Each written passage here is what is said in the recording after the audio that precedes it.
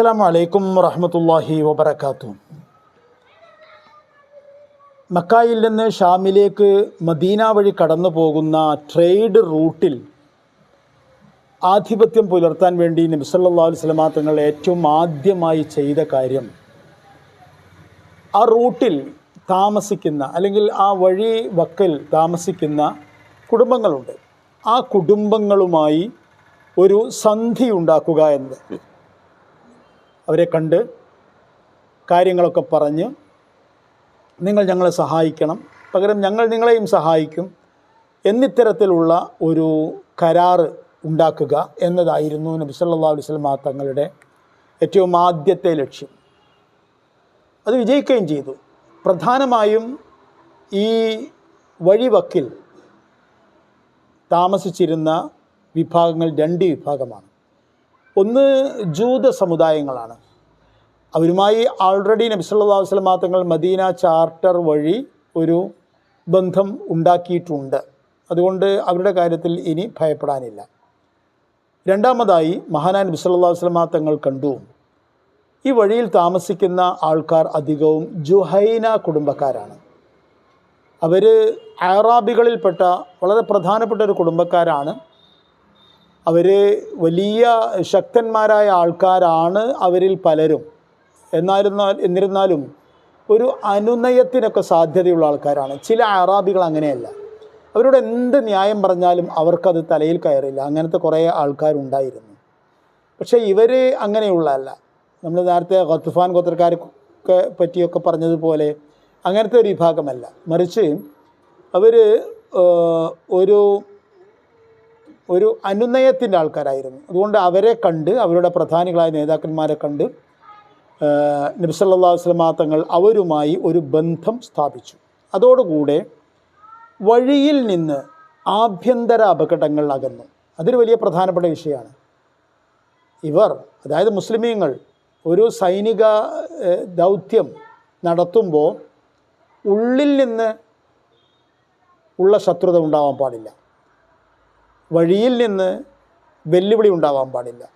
അതെല്ലാം ഉറപ്പുവരുത്തിയാണ്. അതുകൊണ്ട് തന്നെയാണ് മഹാനായ നബി സല്ലല്ലാഹു അലൈഹി വസല്ലം തങ്ങളുടെ നീക്കങ്ങൾ വളരെ മനോഹരമായിരുന്നു എന്ന് നമ്മൾ പറഞ്ഞത്. അങ്ങനെ വഴി എല്ലാം വിശദമായി ഒക്കെ എല്ലാം സുരക്ഷിതമായി. മാത്രമല്ല മഹാനായ നബി സല്ലല്ലാഹു അലൈഹി വസല്ലം തങ്ങൾക്ക് ഇനി നൽകാനുള്ളത് ഞങ്ങൾ ഒരു രാഷ്ട്രീയ ശക്തിയാണ് എന്ന സന്ദേശമായിരുന്നു. അത് പ്രധാനമായും നൽകാൻ ഉണ്ടായിരുന്നത് മക്കയിലെ മുശ്രിക്കീങ്ങൾക്കായിരുന്നു. ആയതുകൊണ്ട് നേരെ ചൊവ്വേ നബി യുദ്ധത്തിലേക്ക് കടക്കുന്നില്ല.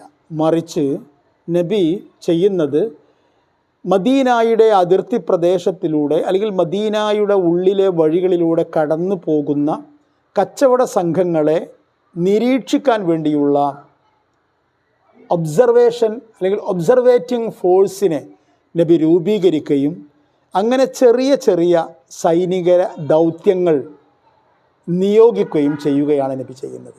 അത് വളരെ മനോഹരമാണ്. നേരെ ചൊവ്വേ യുദ്ധത്തിലേക്ക് നബി ഒരിക്കലും പോകുന്നില്ല. ആ അർത്ഥത്തിലുള്ള ആദ്യത്തെ നീക്കം, ഇസ്ലാമിക ചരിത്രത്തിലെ ആദ്യത്തെ സൈനിക നീക്കം എന്ന് പറയുന്നത് സരിയത്തു സൈഫുൽ ബഹർ എന്ന് പറയുന്ന സ്ഥലമാണ്. അത് ഹിജ്റ 1-ാം വർഷം റമദാനിലാണ് നടന്നത് എന്നാണ് ചരിത്രം. അതായത് യുദ്ധത്തിൻ്റെ അനുമതി കിട്ടി അധികം കഴിയുന്നതിന് മുമ്പ് തന്നെ. അതിൻ്റെ നേതൃത്വം ആ സൈന്യത്തിൻ്റെ ഏകദേശം 80ഓളം, ചില അഭിപ്രായങ്ങളിൽ 30ഓളം ആൾക്കാരാണ് ഉണ്ടായിരുന്നത് എന്നാണ്. ആ സംഘത്തിലുണ്ടായിരുന്നവരെല്ലാം മുഹാജിറുകളായിരുന്നു. അത് നബിയുടെ മറ്റൊരു സന്ദേശമാണ്.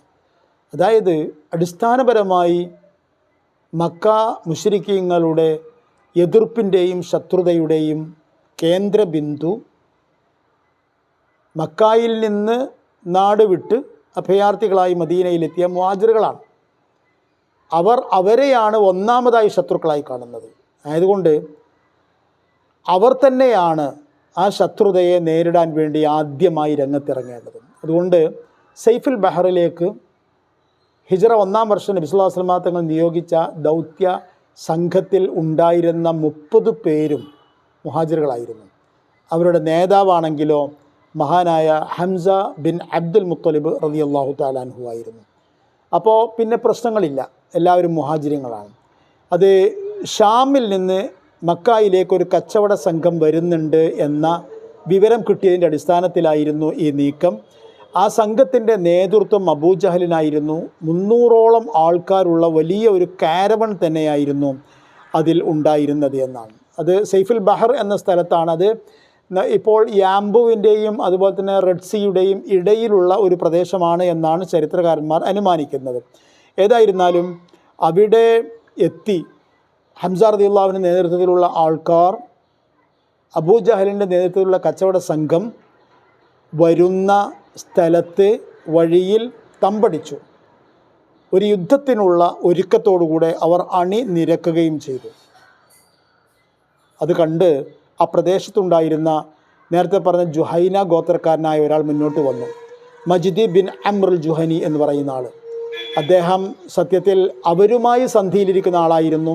ഒപ്പം ഇപ്പോൾ നബിയുമായും സന്ധിയിലിരിക്കുന്നുണ്ട്. ആയതുകൊണ്ട് താനുമായി സന്ധിയിലിരിക്കുന്ന രണ്ട് വിഭാഗക്കാർ അവർ തൻ്റെ സ്വന്തം നാട്ടിൽ വെച്ച് ഏറ്റുമുട്ടുന്ന സാഹചര്യം ഉണ്ടായിക്കൂടാ എന്ന് അദ്ദേഹത്തിന് നിർബന്ധമുണ്ടായിരുന്നു. അതുകൊണ്ട് അദ്ദേഹം രണ്ട് പേരുടെയും മുമ്പിൽ വന്ന് ഒരു തരത്തിലുള്ള മാധ്യസ്ഥ ചർച്ചകളൊക്കെ നടത്തി അപകടം ഒഴിവാക്കി. അതുകൊണ്ട് തന്നെ ഇസ്ലാമിക ചരിത്രത്തിൽ മഹാനായ നബി സല്ലല്ലാഹു അലൈഹി വസല്ലം തങ്ങളുടെ ചരിത്രത്തിലെ ആദ്യത്തെ സൈനിക നിയോഗം യുദ്ധമോ കലാപമോ പ്രശ്നങ്ങളോ ഒന്നും ഇല്ലാത്ത വിധത്തിലായിരുന്നു അവസാനിച്ചത്. അസ്സലാമു അലൈക്കും വറഹ്മത്തുള്ളാഹി വബറകാതുഹു.